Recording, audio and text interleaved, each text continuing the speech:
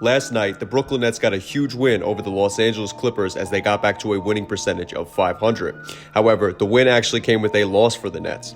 I say that because the Nets' budding star Cam Thomas went down with a left ankle sprain that one would assume isn't too severe. However, with how the Nets' medical staff is, Cam might be out for quite a while, and today we're going to go over what trouble the Nets might be in from here and what options they have with a third starter now out of their lineup. If you guys enjoyed the video, then please give it a like, and if you're new to the channel, then hit that subscribe button and notification bell. So despite a hard-fought 100-93 victory over the LA Clippers, the Nets' leading scorer on the season, Cam Thomas, left the game in the third quarter with a high ankle sprain. Thomas is now the third starter hitting the injury report as he joins Nets starting center Nick Claxton and starting forward Cam Johnson, who have both been missing from action since the Nets' opening night loss to the Cavaliers. Important to note also that Thomas was spotted on a mobility knee scooter in the locker room following the game, so I guess you have to expect the worst while hoping for the best, like always with the Nets. Ben Simmons has also been in and out of the lineup lately, dealing with left hip soreness as well as just resting, and he missed last night's game also, so we'll see if Ben is active for the Nets' in-season tournament game against the Boston Celtics on Friday, but that could potentially be 4 starters missing in action going forward. However, despite a tough tournament game on Friday against the Celtics, is it crazy to say that the loss of Cam Thomas, while brutal, might not be as big of a loss if he returns to action relatively soon?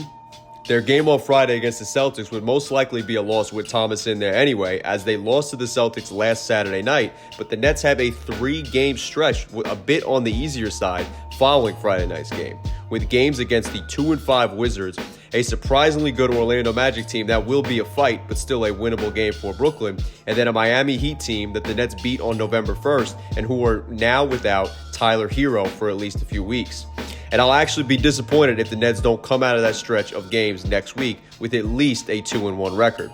I assume Ben will hopefully be back on Friday night or Sunday afternoon, and then those following 3 games he'll be in there as well, as he was only just questionable for last night's game before being ruled out. So if you have Simmons in there, I think they'll be fine for that 3-game stretch. A reason for why I believe that is just how great the Nets rotation players have played, most specifically Lonnie Walker. Walker had this to say following the Nets win over the Clippers last night. "We got a lot of dogs on our team, it's just that simple. They got a chip on their shoulder and they got something to prove. A lot of players that are starving. They want to play and they want to prove themselves. This is a clear example of how hungry we are collectively and individually, which is the greatest thing because when they put that together, there's something special that happens, and that showed today." Walker is averaging career highs in every category this season besides minutes, offensive rebounds, assists, and personal fouls committed. This season, in just 22.6 minutes per game, Walker is averaging 16.3 points on shooting splits of 51, 43, and 76 respectively, which, while I prefer that free throw percentage to jump up a bit, are still phenomenal numbers for a dude making just $2.3 million this season.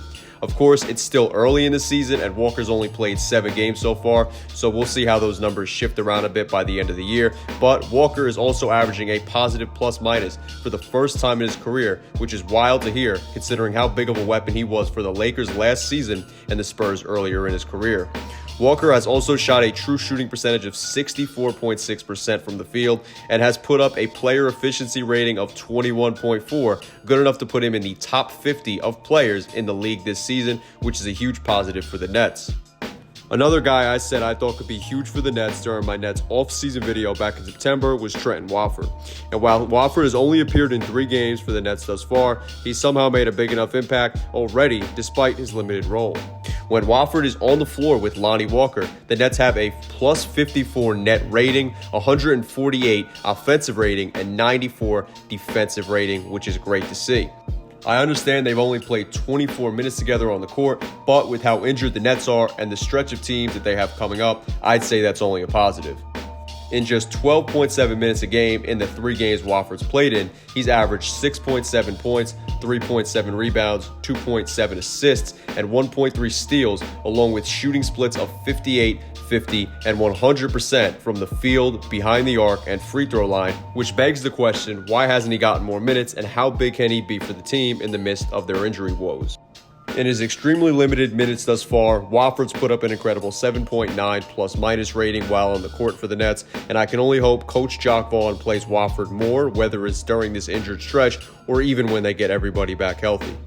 Now, with Cam Thomas being out for the Nets, the team will assumingly lean heavily on Dennis Smith Jr., and while I've been a fan of DSJ since he was at NC State, one player I'd love to see in the lineup is Armani Brooks. I've loved Brooks' game back since his days at Houston, and I'm not talking the Rockets, I'm talking the university, and he was a bucket there, and I know that he could help the Nets in the absence of Thomas without a doubt, as he already showed that off when Thomas had an off night in the Nets' November 1st win over the Miami Heat that I referenced earlier. Brooks dropped 17 points in just 15 minutes on 6 of 7 shooting from the field and 5 of 6 shooting from beyond the arc. He hasn't played any real minutes since though, as he played just a minute of garbage time in the Nets' loss to the Celtics from last Saturday night.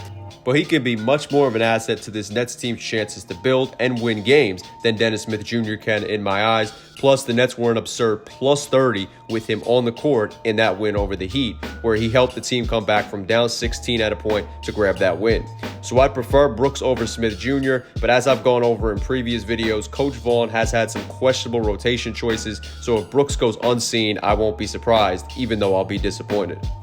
Despite being hard on Jock Vaughn in my previous Nets videos and even just now in regards to rotations, I want to end this video on a positive note, and it is this quote from Jock Vaughn after last night's game. In regards to the Nets' wide-ranging contributions in last night's win, Vaughn said, "It's why I like doing this, man, to get a bunch of dudes together to try to have a common goal and be unselfish on a nightly basis and try to win together and compete harder than the dude in front of you. That's the greatest part of team sports right there."